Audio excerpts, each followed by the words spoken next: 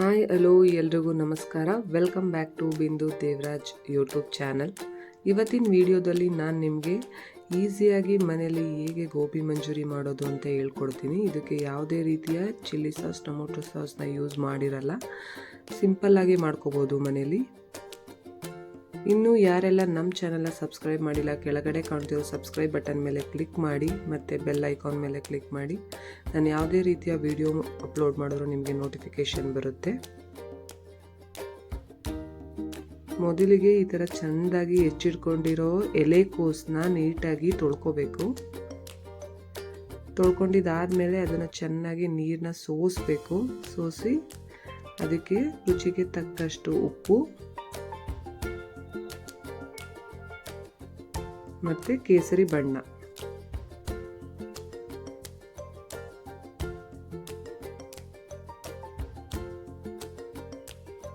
ಹಾಕೊಂಡು ಚೆನ್ನಾಗಿ ಮಿಕ್ಸ್ ಮಾಡ್ಕೋಬೇಕು. ಅದು ಹಳದಿ ಕಲರ್ ಆಗಿಬಿಟ್ಟಿದೆ, ನಾವು ಕೇಸರಿ ಕಲರ್ ಅಂತ ಹಾಕೊಂಡಿದ್ವಿ. ಇವಾಗ ಅದಕ್ಕೆ ಮೈದಾ ಹಿಟ್ಟು,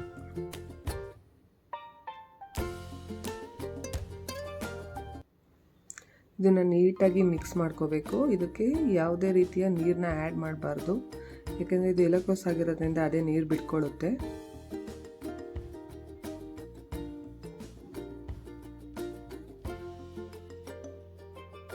ಈ ಥರ ನೀಟಾಗಿ ಮಿಕ್ಸ್ ಮಾಡಿ ಇಟ್ಕೋಬೇಕು ಒಂದು ಸೈಡ್ಗೆ. ಇವಾಗ ನಾನು ನಿಮಗೆ ಗೋಬಿ ಮಸಾಲ ಹೆಂಗೆ ಮಾಡೋದು ಅಂತ ತೋರಿಸ್ಕೊಡ್ತೀನಿ.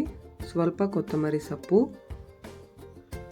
3 ಟೊಮೊಟೊ, 2 ಇಂಚು ಶುಂಠಿ, 1 ಈರುಳ್ಳಿ, 4 ಹಸಿಮೆಣಸಿಕಾಯಿ, 15 ಇಕ್ಲ ಬೆಳ್ಳುಳ್ಳಿ.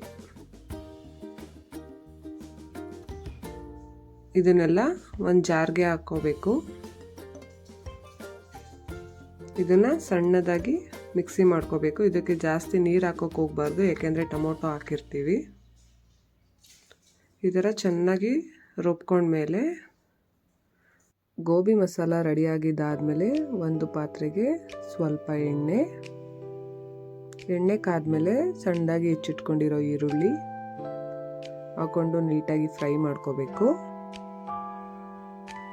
ಈರುಳ್ಳಿ ಫ್ರೈ ಆಗಿದೆ ಅಂತ ಗೊತ್ತಾದ್ಮೇಲೆ ಅದಕ್ಕೆ ನಾವು ಚೆನ್ನಾಗಿ ರುಬ್ಬಿಟ್ಕೊಂಡಿದ್ವಲ್ಲ ಗೋಬಿ ಮಸಾಲ ಹಾಕೋಬೇಕು.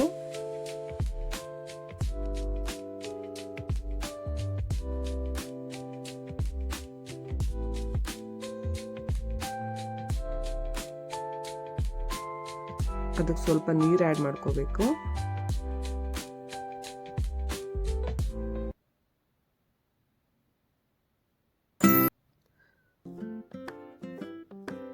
ಆಮೇಲೆ ರುಚಿಗೆ ತಕ್ಕಷ್ಟು ಉಪ್ಪು, ಈ ಸ್ಪೂನಲ್ಲಿ 3/4 ಸ್ಪೂನಷ್ಟು ಖಾರ ಪುಡಿ. ಖಾರ ನಿಮಗೆ ಎಷ್ಟು ಬೇಕಷ್ಟು ನೋಡಿ ಹಾಕೊಳ್ಳಿ.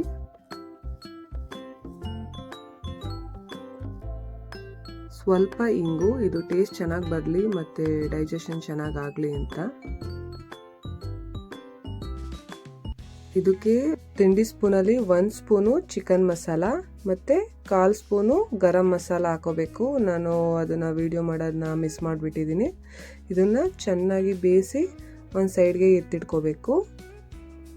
ಆಮೇಲೆ ಎಣ್ಣೆ ಚೆನ್ನಾಗಿ ಕಾದಿದೆ ಅಂತ ಗೊತ್ತಾದಮೇಲೆ ಈ ರೀತಿ ಗೋಬಿನ ಎಣ್ಣೆ ಒಳಗಡೆ ಬಿಡಬೇಕು. ಈ ಥರ ಬಿಡಲಿಕ್ಕೆ ಕಷ್ಟ ಆಗುತ್ತೆ ಅನ್ನೋದಾದರೆ ಒಂದು ತಟ್ಟೆಗೆ ಸ್ವಲ್ಪ ನೀರು ಸವರ್ಬಿಟ್ಟು ಅದ್ರ ಮೇಲ್ಗಡೆ ಈ ಥರ ಚಿಕ್ಕ ಚಿಕ್ಕ ಉಂಡೆ ಮಾಡಿ ಇಟ್ಕೊಂಡ್ರೆ ಎಣ್ಣೆ ಕಾದ್ಮೇಲೆ ಅದರೊಳಗಡೆ ಆಗಲಿಕ್ಕೆ ಈಸಿ ಆಗುತ್ತೆ. ಇದು ಬೇಯೋದಕ್ಕೆ ಸ್ವಲ್ಪ ಟೈಮ್ ಹಿಡಿಯುತ್ತೆ. ನೀಟಾಗಿ ಡೀಪ್ ಫ್ರೈ ಮಾಡ್ಕೋಬೇಕು. ನೀವಿಲ್ಲಿ ನೋಡ್ತಿದ್ದೀರಲ್ವ, ಈ ಥರ ಚೆನ್ನಾಗಿ ಬೆಂದಿದೆ ಅಂತ ಗೊತ್ತಾದಮೇಲೆ ಅದನ್ನೆಲ್ಲನೂ ಎತ್ತಿ ಒಂದು ಸೈಡ್ಗೆ ಇಟ್ಕೋಬೇಕು.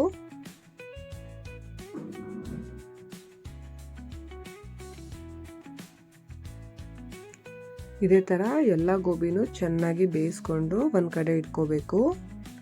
ಇಟ್ಕೊಂಡಿದ್ದಾದಮೇಲೆ ಒಂದು ಬಾಣಲಿಗೆ ಸ್ವಲ್ಪ ಎಣ್ಣೆ ಹಾಕಿ ಎಣ್ಣೆನ ಕಾಯಲಿಕ್ಕೆ ಬಿಡಬೇಕು.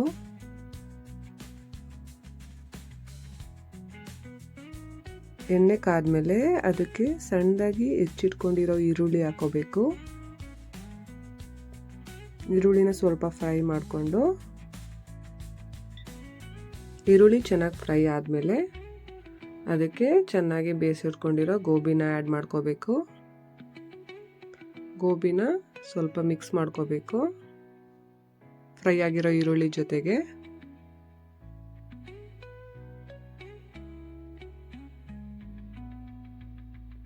ಅದಕ್ಕೆ ಇವಾಗ ನಾವು ಅವಾಗ ಬೇಯಿಸಿಟ್ಕೊಂಡಿದ್ವಲ್ಲ ಗೋಬಿ ಮಸಾಲ, ಅದನ್ನ ಆ್ಯಡ್ ಮಾಡ್ಕೋಬೇಕು.